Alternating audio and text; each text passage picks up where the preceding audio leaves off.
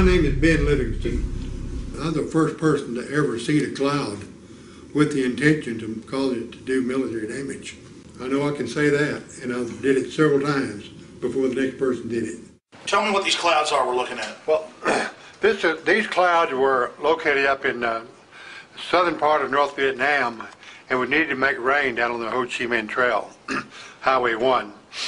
But there weren't any real clouds around.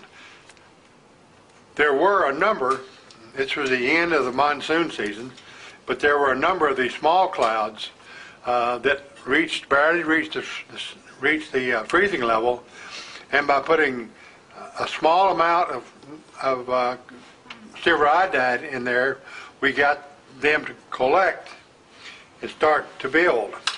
And as they built, we just worked on the largest tower in the group until in just a very short time we had the clouds that were...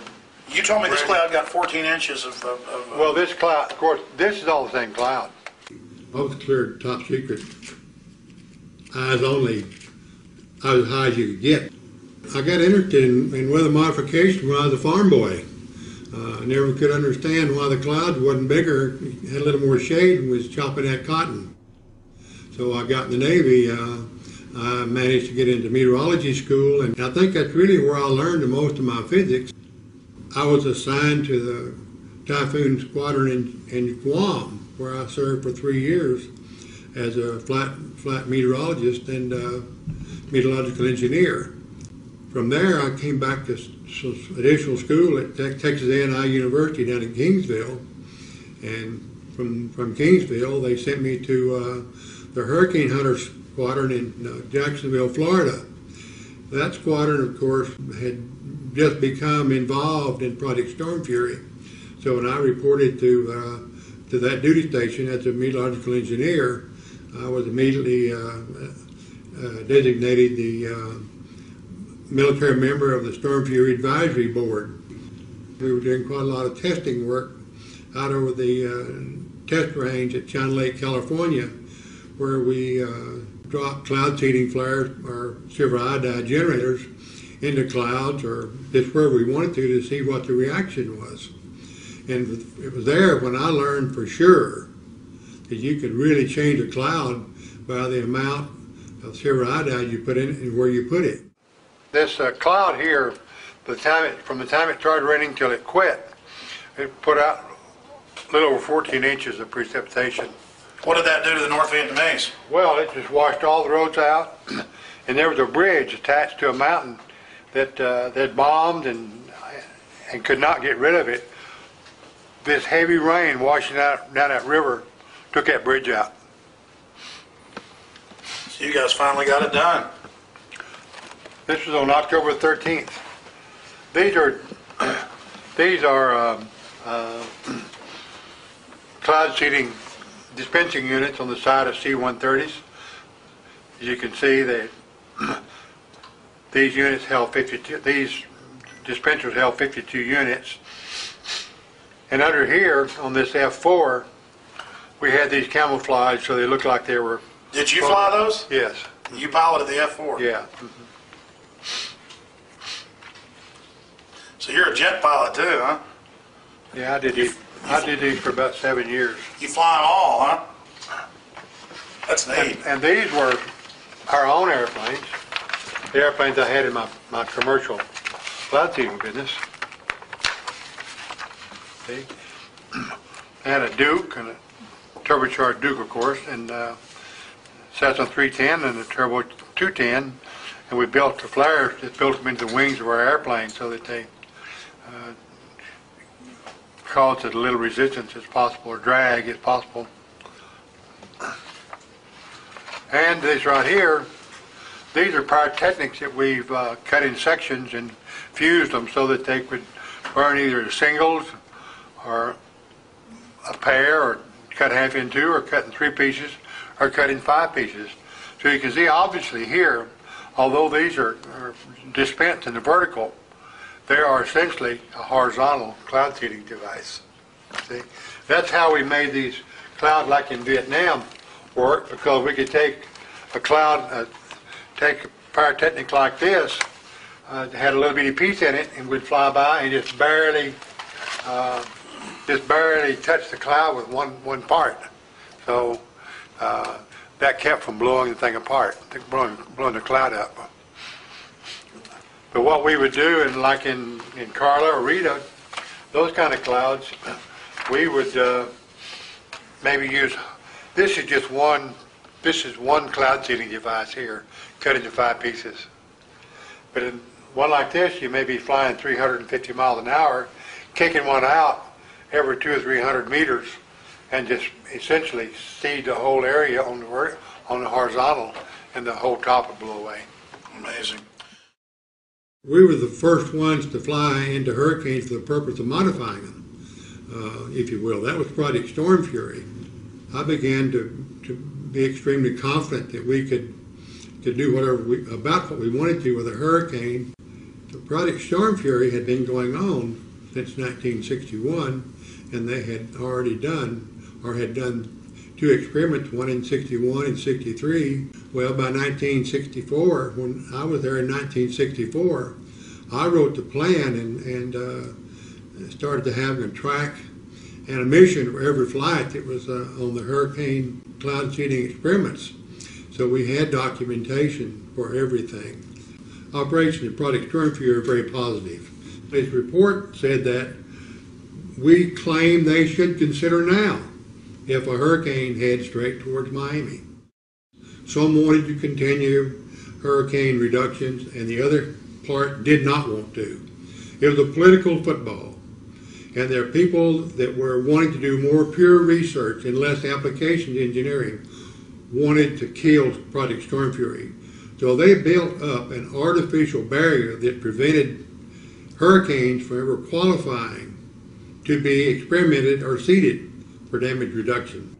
NOAA research people came up with data that suggested that if a hurricane went through a certain little geographical area, there was no history in 100 years that a hurricane had been through that area ever reached land. So they made a requirement that the storm must go through this area of, I call it the area of improbability, before it would qualify for hurricane damage reduction attention. So after about 10 years, no hurricanes went through there, and the people, that is the scientists who didn't want to spend money on aircraft reconnaissance, decided, well, it's just too expensive, we can't wait any longer, so they killed the project altogether. I am terribly disappointed that the government have decided a long time ago not to do the hurricane damage reduction anymore. They can talk about the scientifically rigorous data, the inability of civilian aircraft and so forth to collect this data, and poo-poo the empirical, or they just say the observation that you make just by looking out the window or watching your instruments, saying it has no value. In order to change the weather and know that you're changing it, you must have instrumentation or document it. So my line of business really was to design and make equipment that would document changes in the weather. You take a cloud that Mother Nature or God has provided, and you alter that cloud. Well, the reason the cloud doesn't expand on its own in most cases is the fact that there's a lot of moisture, but there's no nuclei. There's nothing for the moisture to stick to. So when you provide the silver iodide nuclei, it causes the water to coalesce to that nuclei, and when it does, it releases heat, which means everything starts to rise. If you produce enough nuclei at the right places in a cloud, there's essentially no limit to how fast and how far it'll grow, because it just keeps releasing heat as it goes up, and of course the heat keeps trying to rise. So with the nuclei, it's very small and they're put off by these flares, but then water starts attracting to it and then it builds condensation. Well, you put out a G into these, silver iodide nuclei, and they attract water. They just sponge it up. Well, when they do, that water condenses and it releases what they call the latent heat of condensation. The heat goes out of it, and the whole thing starts rising. If you're in the business of trying to kill clouds, then of course you go up to the area where there are some vertical shear, the wind blowing some direction or other, and you provide the nuclei at a level above where the raindrops are. They are then so light that the wind vertical shear merely blows the top of the cloud away. Then there's no place for the coalescence or the nucleation to take place. Well, the Joint Chiefs of Staff had been wishing for quite some time, in terms of years, that they had some way of slowing the trucks down in Vietnam. That led me to advise the Joint Chiefs of Staff that we had a potential weapon system, and so I was asked to start to put together a top secret operation to go to Vietnam to see if we couldn't make it rain more over there as a military operation. All the roads over there were dirt roads, and when it rained, it caused them a lot of problems. So that during the monsoon season, there was so much rain and water in the roads that the trucks really couldn't move very freely. Our mission was to make it rain during the dry season. On that particular day, the clouds were very small. There just weren't any real big thunderstorms or anything like that. But I picked a cloud that was sitting out essentially by itself with a number of small clouds. I'm talking about clouds whose tops were somewhere near the freezing level but not high enough to really grow. And I nurtured one of those clouds until it finally got it in well past the freezing level, and then the cloud developed a lot of convective activity and it started sucking clouds into it. Just building up and building up, and I took a series of pictures what I called for 41 minutes. By the end of 41 minutes, we had flown up to over 65,000 feet and we still couldn't reach the top of the cloud. So we knew we had a barn burner there. And by the next morning, we had washed out everything in the world and did a lot of damage to people and all that sort of thing. But it was a real success as far as blocking the roads off. With just two of us involved, myself and a civilian, but we conducted that operation with aircraft, military aircraft, mostly from Marine Corps, and then shortly thereafter we started involving the U.S. Air Force. Well, we actually began the 3rd or 4th of September, and by the 13th of October, we had a couple of storms that had actually washed out bridges, and the results were so successful until I was called down to Saigon to brief the generals, the Air Force generals, the Army generals down there, and they suggested that I need to go make this report to President Johnson back in Washington, D.C. They were excited about it, but they had no authorization, if you will, to use this as a military weapon system. I was there in very top secret classification as a research project. That's the way we were able to conduct the mission without the international community, if you will, being apprised of what we were doing and how we were doing it. It was kept top secret for a long time. It was first reported that this was going on in 1972. That's the first time that Congress ever heard about it. So as you can see, it was not something everyone knew about for a long time. It must feel good, though. I mean, you're the father or something. You used weather weapons first. Well, it's okay. And for all we know, is that the only time they've been used? Well, that same project went on through 1972 when we got out of Vietnam. But the Air Force was still doing it. But was it only used in Vietnam, never anywhere else? No, it's the only place ever. We've had no requirement for it anywhere else that I can think of. But it could be used anywhere with Did you ever do any testing in the U.S.? Did I? Oh yeah, a lot, yeah. You were the head of what base? You were the head of acting commander of what base? I was the acting commanding officer at the Corona Naval Weapons Research Center. And they worked on a lot more there than just weather weapons, didn't they? Yes, they do, but my main contribution at Corona was to write a plan for weather modification control for the whole world. At any given time, we could send a number of airplanes with materials and to dispensing equipment we had and probably control the weather all the way around the world. Why? Because you said it's on seven major front lines? Well, there are only from 5 to 7 major troughs around the world at any given time, and they undulate just like ocean waves, move back and forth and back and forth.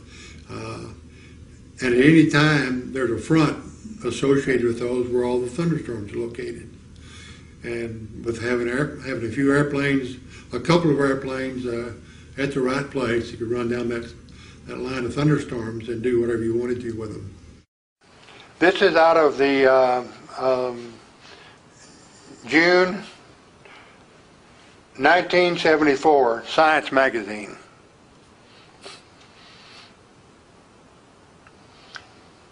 And this article was actually written in it says it's written in 1974. Yeah, it was, 1974. And this is when the Senate got wind that something had been going on in Vietnam that they didn't know about. And they wanted to know about it. Well, it's interesting to note that this project ended in 1972. It started in 1966. So you can see the secrecy. Senator Pale was a kind of aggressive senator about people doing things that the Senate didn't know about. He got wind of it and he asked for a briefing. And a Colonel Sasser, I believe his name may have been something else, but a colonel, Air Force colonel, gave him a briefing, gave his committee a briefing, and told him it had been going on since in a research configuration from 1966 to the present time. President Johnson was very mild. It turned out that he had known my father. So we had a little old homecoming there for just a few minutes. And then he asked me what I was doing and told me he had read and been briefed on what we were doing and how we were doing it. And he asked me my opinion of it and asked if I thought that we could continue that. I said, well, I see no reason why we can't continue it, because we'll have the same kind of weather coming up again in March of next year, and we can seed and make rain right into the monsoon system. And we can then extend the monsoon system well past this August end to maybe the first week in November. He didn't say a whole lot about it, except he thought it was he thought it was real weird, if you will, that people could take a little weather modification and change the whole climate in the country. When I came back to the States, where I had time to do something as far as weather modification was concerned, I went back to my duties, if you will, as being the military member of the Project Storm Fury Advisory Committee. Without getting anything classified, can you tell us about some of the tests you did in China Lake? Well, of course, in China Lake we had different manufacturers of these cloud seeding devices. We had different yields for them. We had different burn times on how fast we wanted to put all this nuclei out. And so we tested all those things in China Lake. We'd pick a cloud out in the middle of the desert out there. We had 100 miles test range out there that belonged to the weapons center. And we'd just pick a thunderstorm and go do what we wanted to with it. By 1969, we had all the latest state-of-the-art equipment in a number of airplanes, and we also had aircraft equipped with dispensing equipment to put silver iodide into a hurricane. The hypothesis for how to do this had been developed by Dr. Joanne Simpson, and her husband, Dr. Robert Simpson, was the director of Project Storm Fury for a number of years. And we followed her hypothesis, which said that if you seed enough clouds in the right front quadrant of a hurricane where the energy cells are, you may build a second eye, or at the minimum make this original eye much bigger, which meant you have a reduction in wind velocity. Tell us again, Mr. Livingston, Ben, just exactly who Mr. Simpson is. Dr. Simpson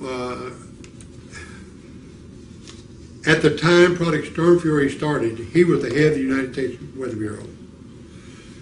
With the funds being made available for Project Storm Fury, they created a new department or new entity of government called the National Hurricane Research Center. And Dr. Bob Simpson, was the director of that group. So he's preeminent. He is preeminent, and his wife Joanne, I attended a ceremony for her induction into the National Center for Atmospheric Research Laboratory Wall of Fame last summer, in which her name was placed on the wall as one of the 5 preeminent scientists in the nation in the 20th century. That's his wife Joanne, who was the head of Project Storm Fury for the 2 years. I worked with her for those 2 years. And they're saying right here that this is conclusive. Yes. So why aren't we saving people hundreds of millions of dollars and thousands of lives? This needs to be implemented. This book, Hurricane Watch here, is very important because it's written by a person who's the former director of the National Hurricane Center. So he's had worlds of experience in the research in these things. And I might add that I took Dr. Bob Sheets on his first airplane ride into a hurricane in 1964. But he has documented a number of things that are important to the subject we're talking about, in which he's described every storm, the background of those storms, what was done to them, and the results. He's also described Dr. Bob Simpson. He says, all in all, Bob Simpson undoubtedly has had more impact on hurricane research and forecasting than any other single person. And I might add the second most important person in this direction or this field is his wife, Dr. Joanne Simpson. Ben, what do you say to the folks that say, oh, well, if you mess with a hurricane, that might cause some unintended consequence?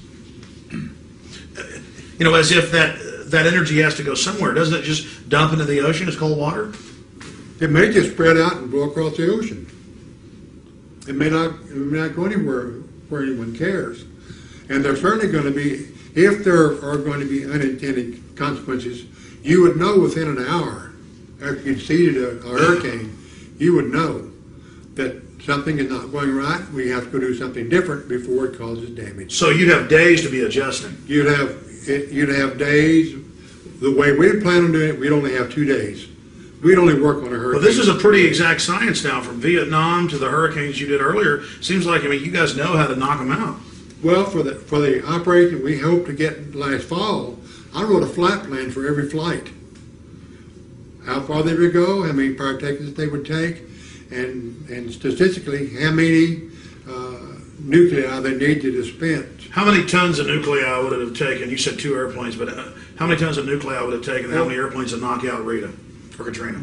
You don't measure these partakers in terms of tons. You measure them in terms of half pounds.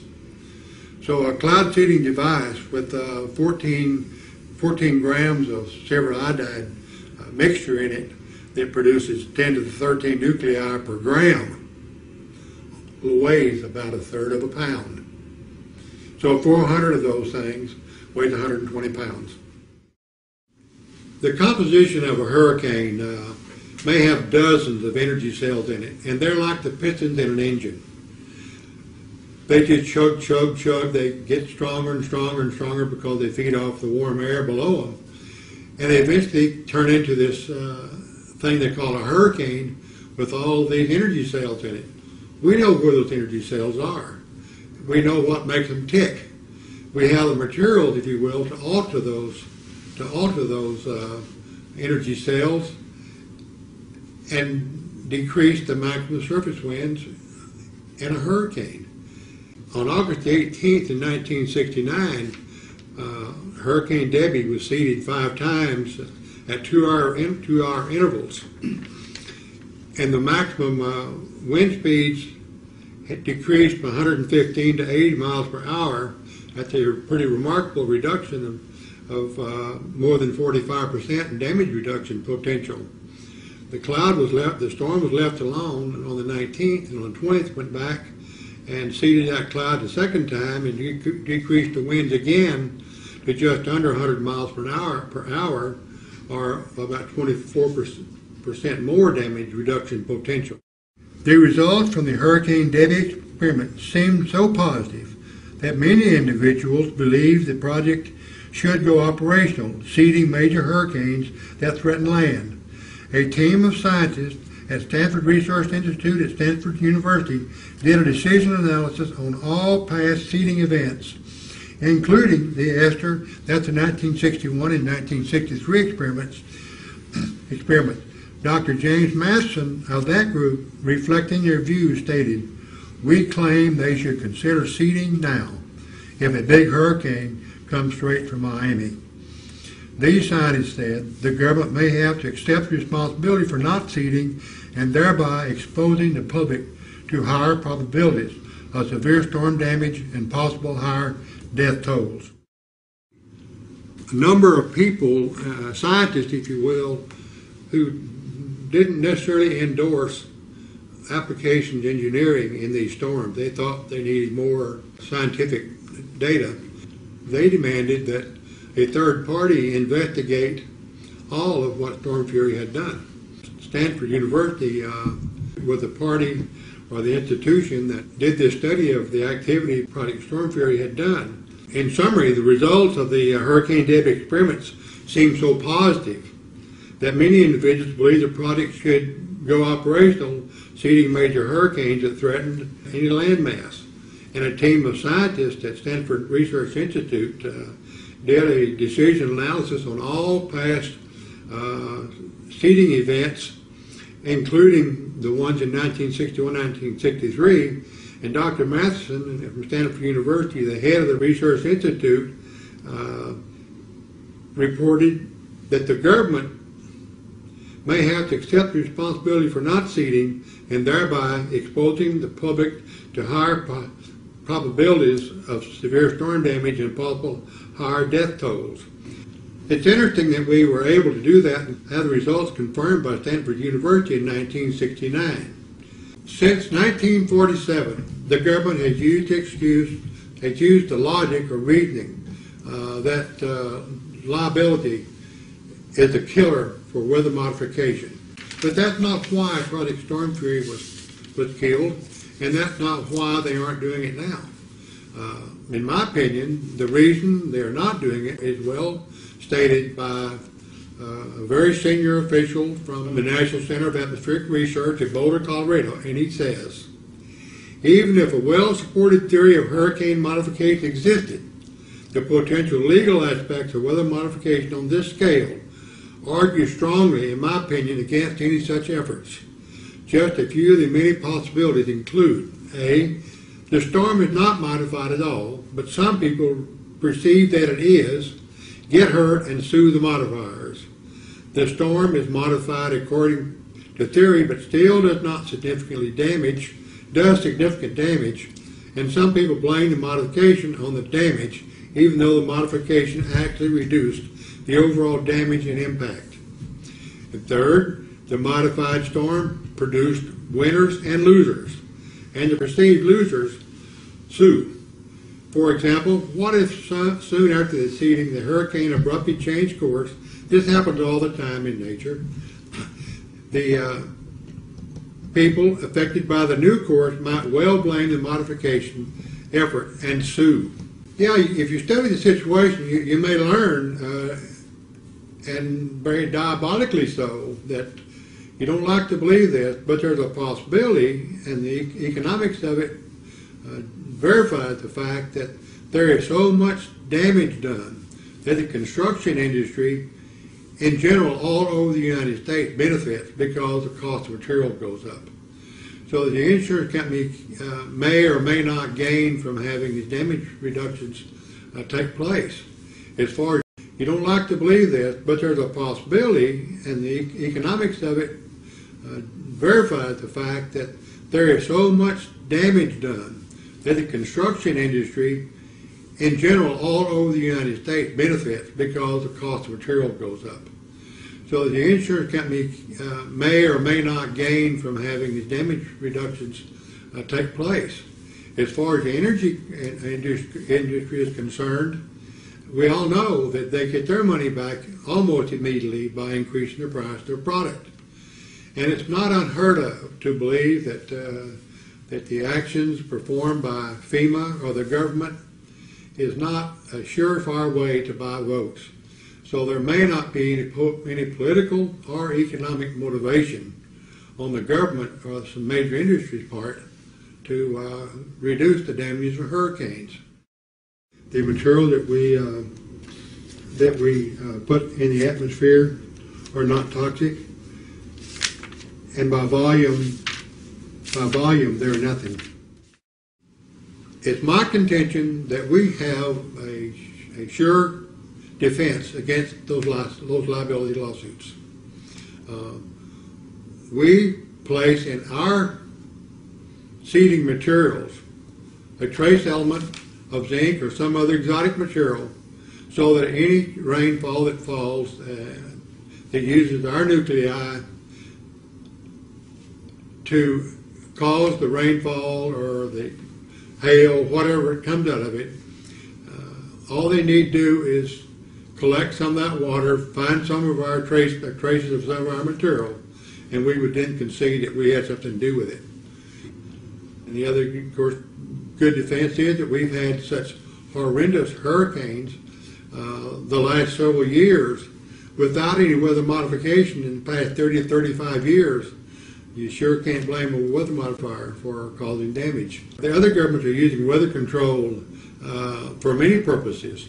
And Indonesia, for instance, Canada, Turkey, Greece, Russia, they're all using weather control to their benefit, and we aren't.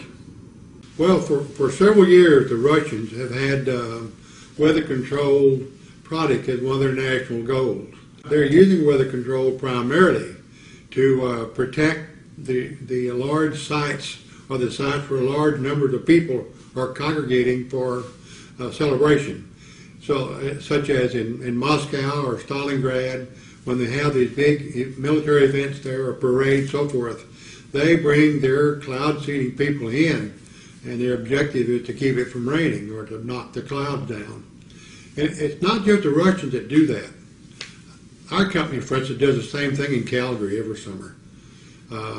The idea is to keep the hailstorm and the heavy rain down so that the construction business can flourish. It's a contract we've had for 9 years, and every summer we send 2 airplanes up there, or whatever it takes, and their only mission is to prevent hail and keep weather from doing damages in the city limits of Calgary. You've obviously been successful. Well, obviously, yes.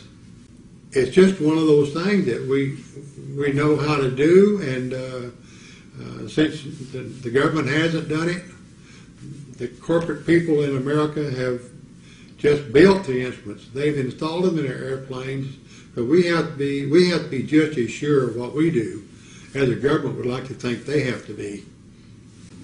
The men, the materials, the aircraft, and all of the other support equipment you need are available today to reduce the damages of hurricanes very significantly, and I'm talking significantly as being more than 35 or 40%.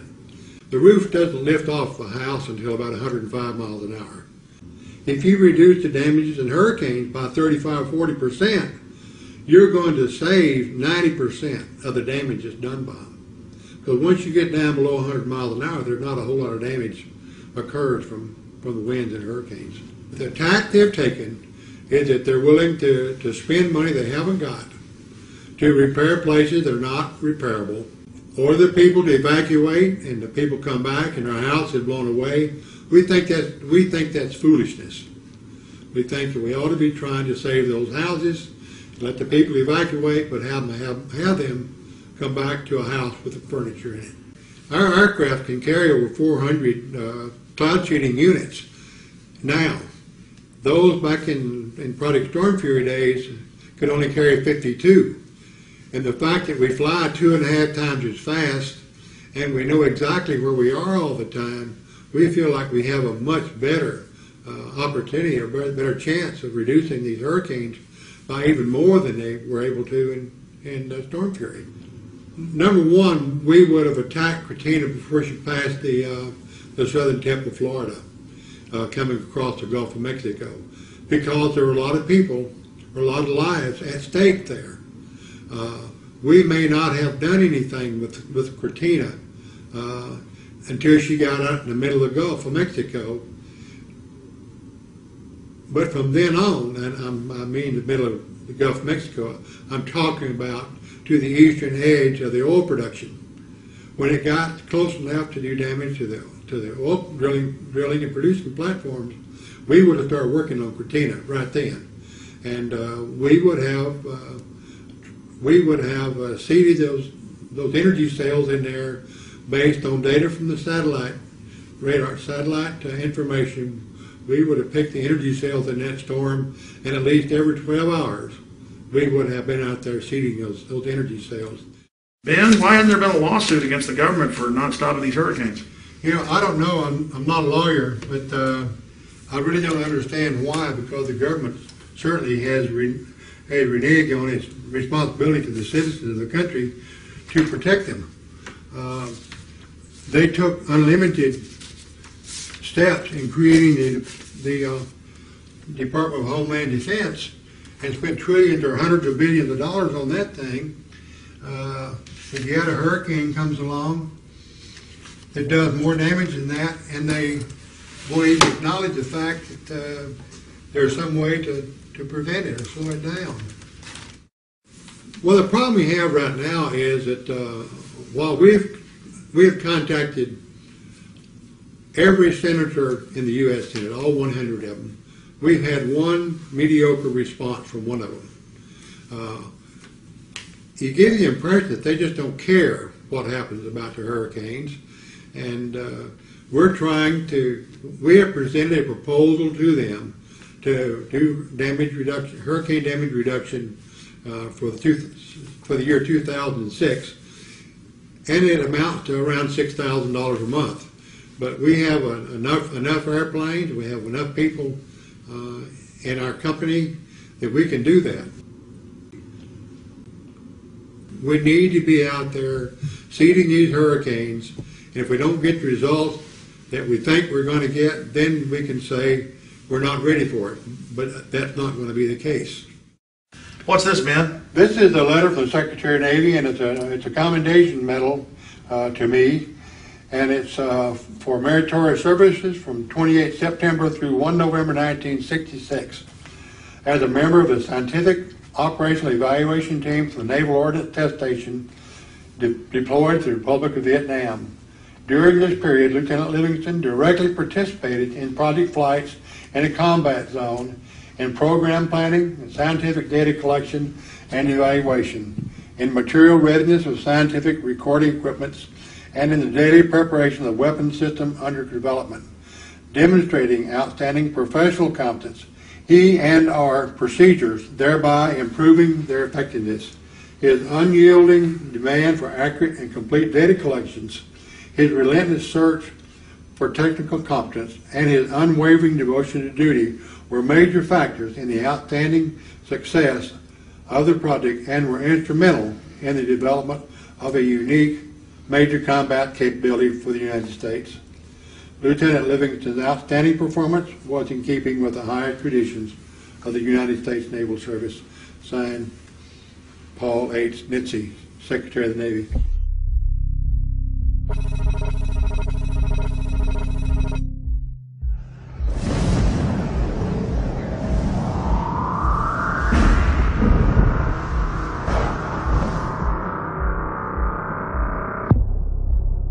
Visit Infowars.com and PrisonPlanet.com. When you're on the site, you can also tune in 24 hours a day to my daily radio broadcast. There's also a free iPhone app to listen to the syndicated radio show when and where you want.